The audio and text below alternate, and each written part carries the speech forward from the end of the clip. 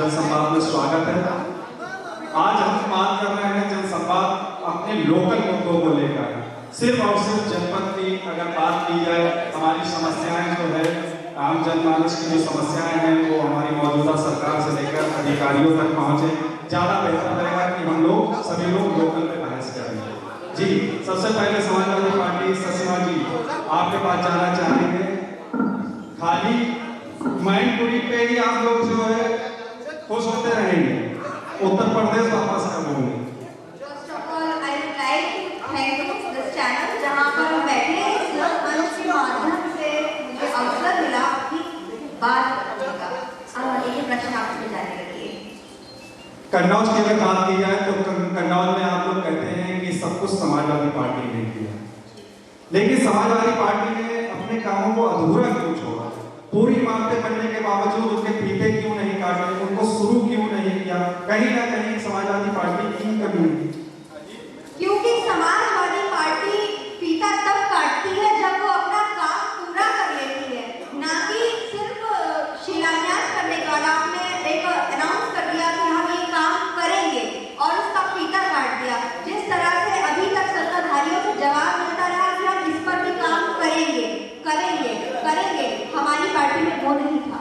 जब काम हो जाता था तब फीता कटता था। तो कांग्रेस के हम पत्ता के पास जाएंगे, सरफराज हुसैन जी के पास, कि लोकल चुनाव में क्यों कांग्रेस पार्टी जो है जनपद में दिखने लगती है?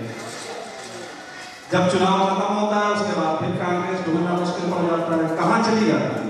सवाल दोबारा करिए। लोकल चुनाव में ही कांग्रेस पार्टी क्यों देखने को मिलती है? जब चुनाव चला जाता है उसके बाद कांग्रेस पार्टी फिर गुम हो जाती है कन्नौज से, ऐसा है? सबसे पहले तो का बहुत बहुत धन्यवाद, मुझे यहाँ पर आमंत्रित किया है, और यहाँ पर आए सभी दल के नेताओं का भी धन्यवाद। लाइव का शोभा बढ़ाई आप लोगों ने आके। अभी हमारे नेता सपा के बता रहे थे कि फीता समाजवादी पार्टी जब काटती है, जब काम पूरा करती है। कांग्रेस पार्टी कभी फीता नहीं काटती। कांग्रेस पार्टी हमेशा काम करती है और करती रहेगी। सवाल आपसे है, ना कि अभी सपा के किसी कैंडिडेट से। सवाल आपसे है कि आपकी पार्टी से चुनाव के वक्त ही दिखाई देती है, उसके बाद बात जो है गायब हो जाती है, ऐसा क्यों? हमारी पार्टी कभी गायब नहीं होती है। ये आप लोगों की सोच में आप लोग देखते होंगे, महिलाएं को लेकर और सारे मुद्दे लेकर कांग्रेस पार्टी हमेशा कलेक्ट्रेट से लेकर और अपने ब्लॉक से लेकर हर जगह धरना प्रदर्शन करती है। हमेशा बड़ा प्रदर्शन किया कांग्रेस पिछले 5 साल किस प्लेटफॉर्म पे कहाँ पे दिखाई दी कन्नौज जनपद में? क्यों नहीं दिखाई दे? आप लोग देख ही नहीं रहे हो, सही से देखिए। मीडिया वालों से हमारा निवेदन है कि बढ़िया तरीके से। मीडिया तो बहुत अच्छे से देखती है, नहीं सिर्फ आप जो है वो प्लेटफॉर्म आपने हमारे जिलेवार जिले से देखा होगा, यात्रा कर रही थी। अभी हम लोग हर जगह गए, आपने देखे नहीं है? अभी तक महिलाएं को लेकर हम बराबर हमारे सवाल का जवाब अभी तक ठीक से नहीं है। आप लोग चुनाव के वक्त ही दिखाई देते हैं, उसके बाद कहाँ चले जाते हैं? चुनाव के वक्त नहीं, चुनाव के वक्त क्यों दिखाई देते? अभी हम दिखा रहे हैं। कौन सा चुनाव आ गया? निकाय चुनाव सर पे। अभी निकाय चुनाव में घोषणा नहीं हुई है। नहीं, निकाय चुनाव सर पे तैयारियां इससे पहले भी हम दिखाई दे रहे थे हर जगह, जिले से लेकर। आप उसको सही से देखिए, और आपके मीडिया के बंधु लोग भी जानते हैं कि हर जगह हम दिखाई पड़ते हैं। क्षेत्र में हमारे जिला अध्यक्ष हर जगह क्षेत्र में दिखाई पड़ते हैं। अगर जिले की बात हो रही है तो बहुत बहुत धन्यवाद सरदार जी। अब चलिए आप धन्यवाद। नीरज जी, सवाल आपसे।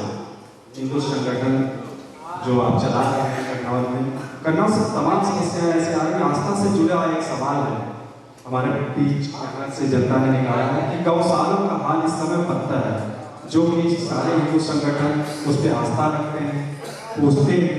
उनके लिए कब व्यवस्थाएं की जाएंगी? सरकार से कब लड़ा जाएगा? कब संगठन जाएंगे उनके पास अपनी समस्याओं को लेकर, गौशालों को बनवाने?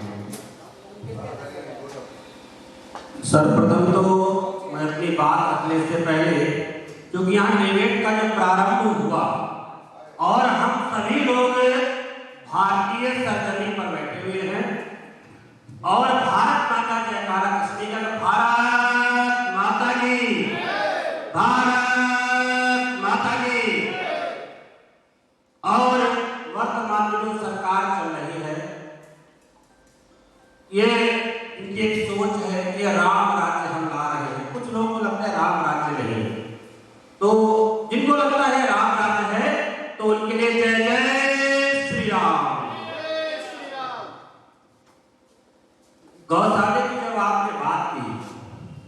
क्योंकि इस 49 वर्ष की आयु में मैंने देखा है ये जो वर्तमान सरकार चल रही है उनकी सरकार गायों की व्यवस्था करने में जो इस सरकार ने कार्य किया है, मैं ये नहीं कहूँगा संपूर्ण कर लिया है, प्रयास पहले से चल रहा है। मैंने कांग्रेस का जीवन देखा है, मैंने कांग्रेस किसी समय पर कांग्रेस का जीवन देखा है, मैंने समाजवादी की सरकार भी देखी, बहुत से समाजवादी की भी सरकार देखी है। इन सभी में द्वंद्वता चल रही है। बहुत सरल सी बात है कि मैं ज्यादा मुस्लिमों का ऐसी वो कहता मैं मुस्लिमों कहते थे, वो कहता मैं मुस्लिम कहते थे। वर्तमान सरकार चल रही है, चाहे वह गाय हो, चाहे वह गंगा हो, चाहे वह भारतीय नागरिक हो, और अभी देवेंद्र ने बात कही सबका साथ सबका विकास, देखो प्रयास तो सरकारें करती हैं। जब मर्यादा पुरुषोत्तम भगवान राम की पृथ्वी पर आएंगे तो सब लोग कुछ नहीं रख पाएंगे, तो ये सरकार प्रयास करती है। और प्रयास एक सबसे सरल बताया है कि जो लोग मुस्लिम कहते हैं, जो नहीं लोग कहते कि बस लगा दे तो गरीब वजन भारी हो जाएगा। मैं हमारे मुस्लिम कहीं अरब से नहीं आए, ये हमारे जिस सरजमी पर मैं इस मिट्टी में मैं खेत कूद कर बड़ा हुआ हूँ, मेरे ये भाई भी वहीं पर खेत कूद कर बड़े हुए, कहीं अलग से होता ये है। अब चूंकि ये राजनीति तब है भाई, यह अगर रोटियां नहीं सेकेंगे तो इनका काम कैसे चलेगा। तो एक तरफ कहते हैं कि ठाकुर, एक तरफ कन्या, एक तरफ पंडित, तुम दलित, तुम बैकवर्ड, तुम ओबीसी, तुम हाई कास्ट, ऐसे बांट दिया। तो एक तरफ पूरा मुस्लिम रख दिया, ऐसे नहीं होता भाई। सर सवाल का जवाब एक मिनट, मैं वहां पर मैं बहुत सी बातें सुन रहा था, अभी मैं उसका भी जवाब दूंगा। अभी अपने छोटे भाई का बीजेपी का जवाब देना चाहता हूँ, थोड़ा मन ज्यादा कर रहा है। पहले तो मैंने कहते गायत्री व्यवस्था हो रही है, लेकिन बीजेपी ने कहा था भोली भाली जनता में गुमराह किया जा रहा है। सच में गुमराह किया कांग्रेस ने, क्या कह रहा है।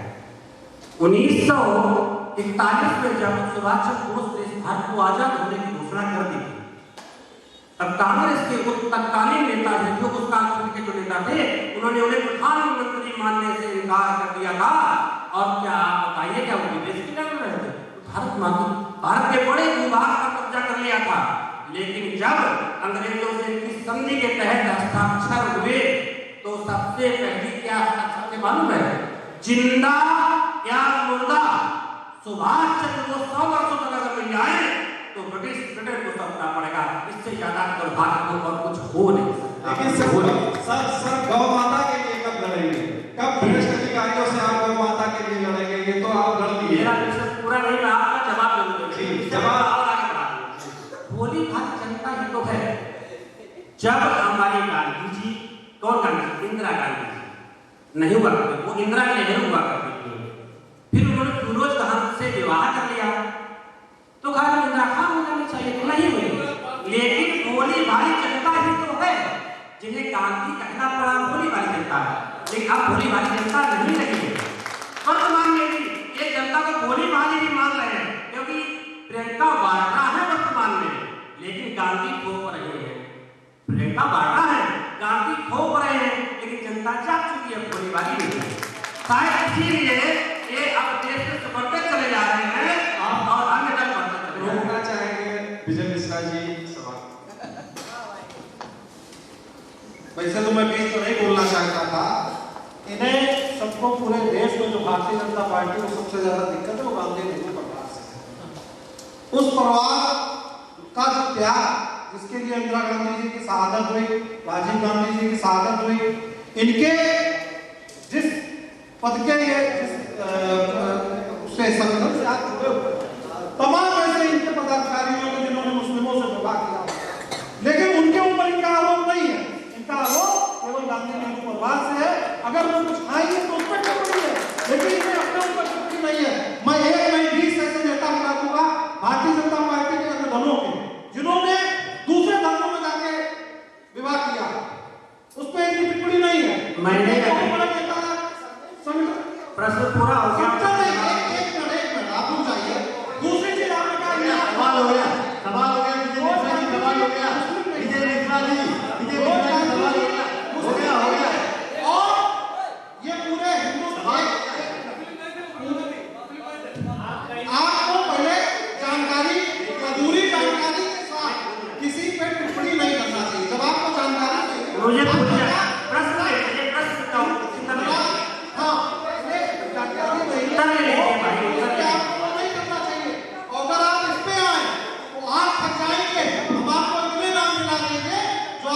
उत्तर नहीं मिला।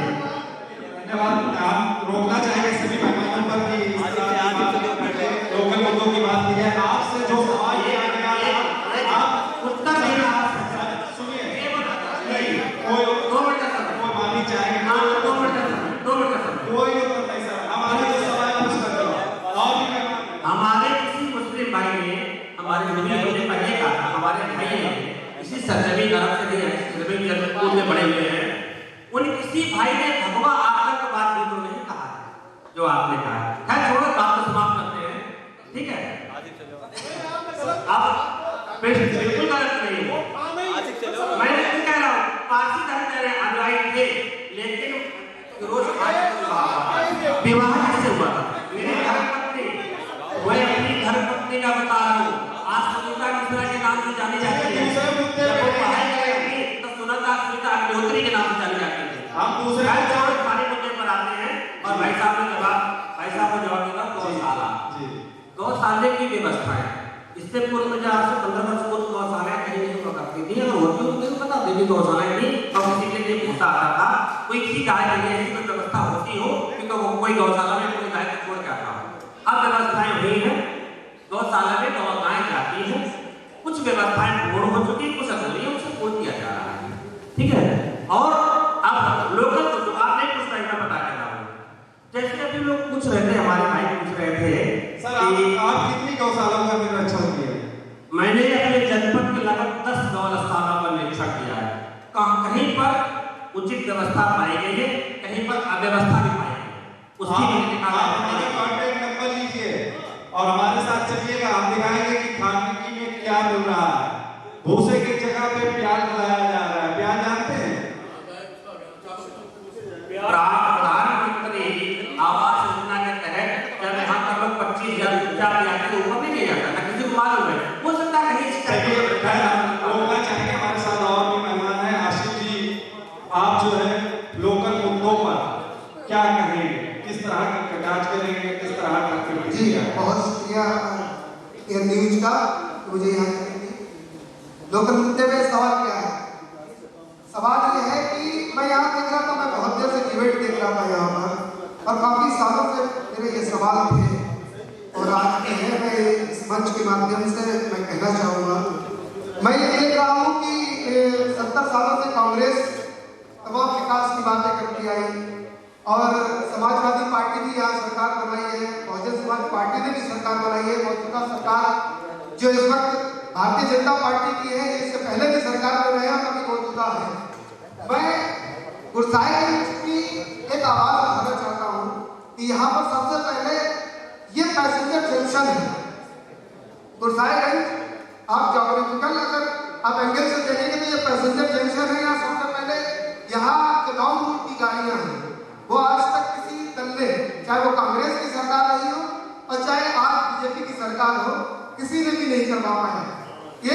ये सवाल है, क्योंकि मैं मजलिस से आता हूँ, अभी तक हम सरकारों में नहीं आए हैं, तो अभी मेरा ये सवाल रहेगा सबसे और इस पर हमारा काम कराने का एक एजेंडा भी है, क्योंकि हम यहाँ पर जनता के ही सवाल लेकर आप तक पहुँचेंगे। क्योंकि आप ये देख रहे होंगे कि तमाम दल एक दूसरे पर सिर्फ छींटाकशी, एक दूसरे की, कोई गांधी परिवार की बात कर रहा है, कोई गौशाला की बात कर रहा है। कोई गौशाला पर हमारे नीरज भाई जो बैठे हुए हैं, मैं भी तमाम किसानों के बीच में जाता हूँ, तमाम गांव का भ्रमण करता हूँ। मैं देखता हूँ कि आज गौवंश, जिस गौवंश के नाम पर भारतीय जनता पार्टी ने एक इतना बड़ा बवाल किया, तमाम मॉब लिंचिंग हुई, तो उन मॉब लिंचिंग में आप देखिए कि आज हालात गौवंश के क्या है।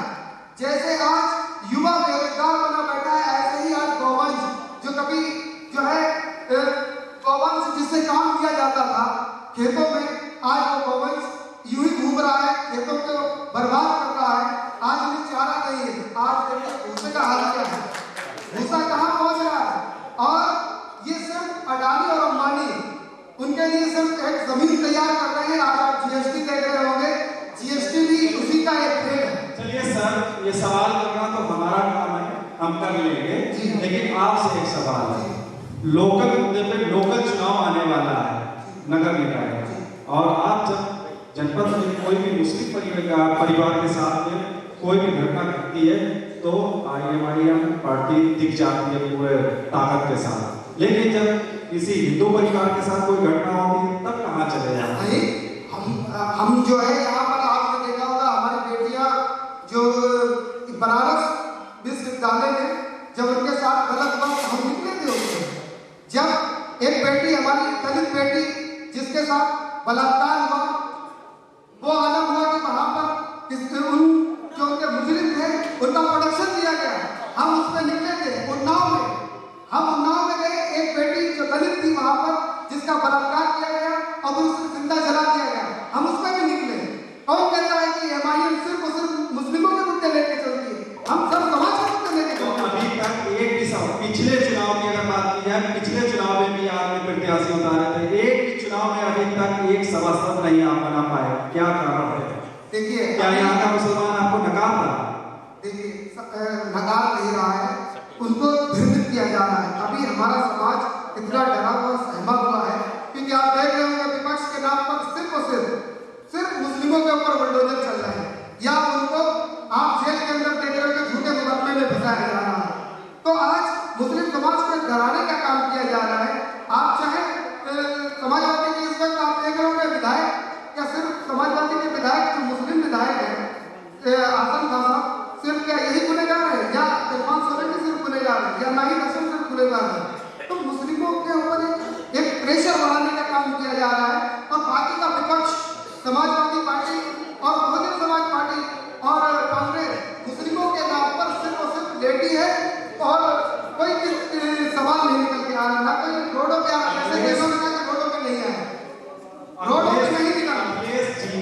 अखिलेश जी ने जेल भरो आंदोलन का नारा दे दिया, सुषमा जी गलत तो नहीं कह रहे, उनके समर्थन में सही कह रहे हैं। माननीय राष्ट्रीय अध्यक्ष जी का ये आदेश है कि अब जेल भरो आंदोलन होगा, क्योंकि जिस तरीके से लोकतंत्र की हत्या हो रही है, विपक्ष की आवाज को दबाने का काम किया जा रहा है, उसके अनुसार हम एकजुट होकर आंदोलन करेंगे और आने वाले समय में समाजवादी पार्टी की सरकार बनाएंगे, लोगों के हित की लड़ाई।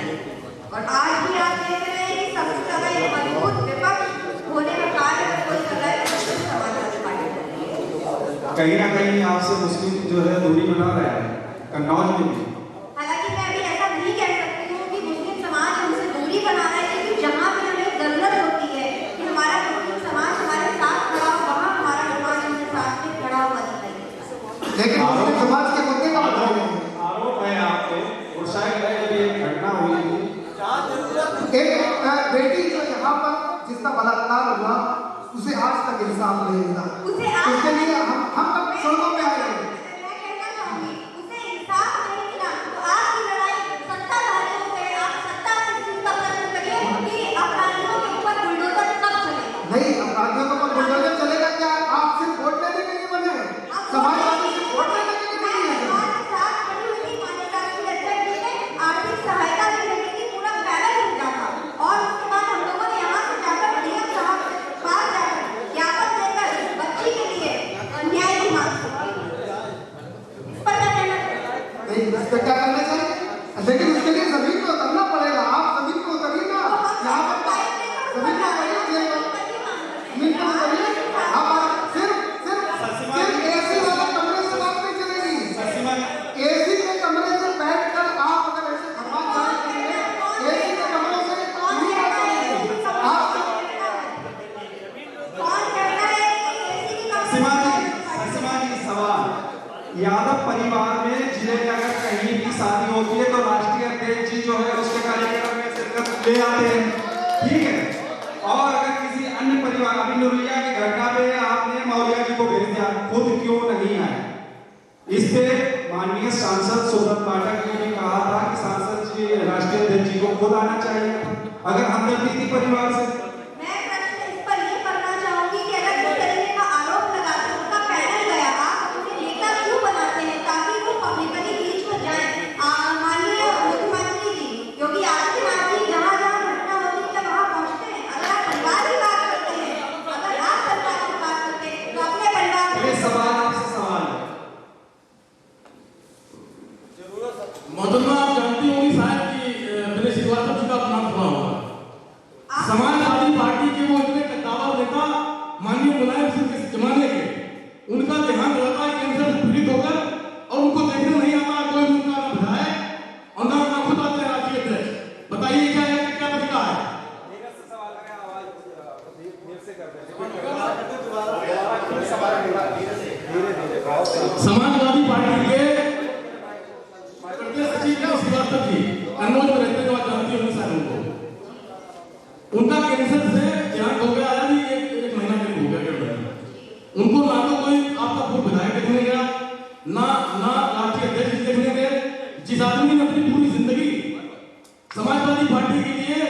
निछावर कर दी, क्या यही आप लोग आ रहे हैं?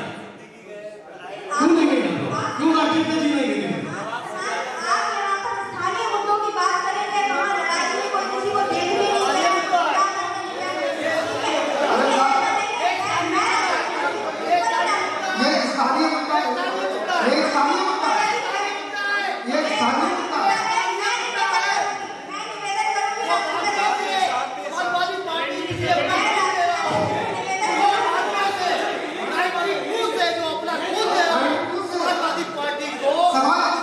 हम कहना चाहेंगे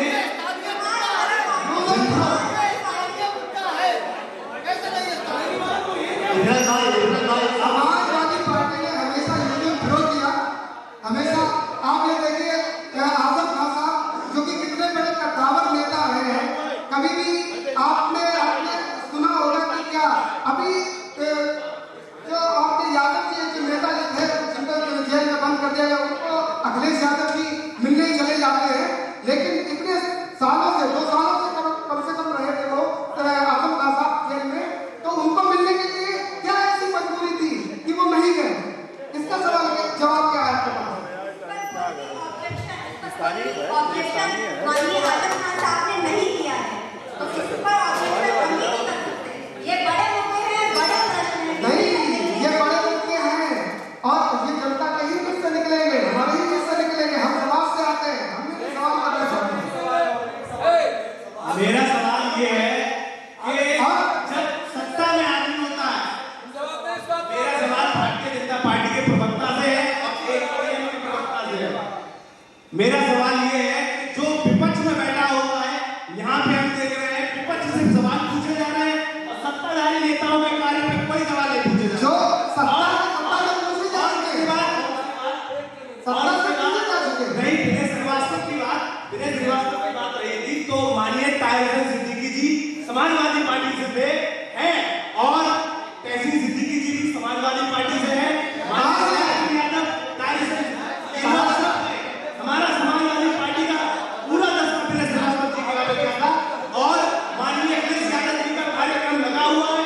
चंद ही दिनों में देखिएगा ये चुनाव हो गया था, ये माननीय अखिलेश यादव जी का कार्यक्रम लगा हुआ है विनय श्रीवास्तव जी के और बतास वाली के दिन अक्सर के भी दोनों के यहाँ भी कार्यक्रम लगा हुआ है। आप चंद ही दिनों में देख लीजिए।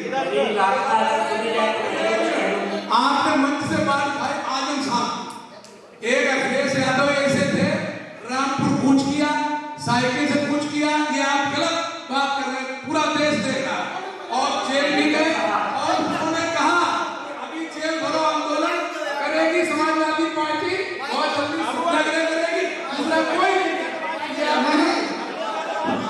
यह डिबेट का सही तरीका सभी को रोकेंगे। जेल भरो आंदोलन सिर्फ कहने से नहीं हो जाएगा और ये धूरा कुश्ती नहीं चलेगी साहब, ये समाजवादी पार्टी की धूरा कुश्ती बिल्कुल नहीं चलेगी, क्योंकि आप और आपके सामने ये धूरा मैं बताता हूँ, भाई साहब ने बोला अभी कि साइकिल से अखिलेश यादव जी वहां पहुंचे। मैं याद दिलाना चाहता हूँ वो कब पहुंचे, जब माननीय असदुद्दीन ओवैसी साहब ने अपने जुबान से ये आवाज निकाली कि मैं जा रहा हूँ आजम खान से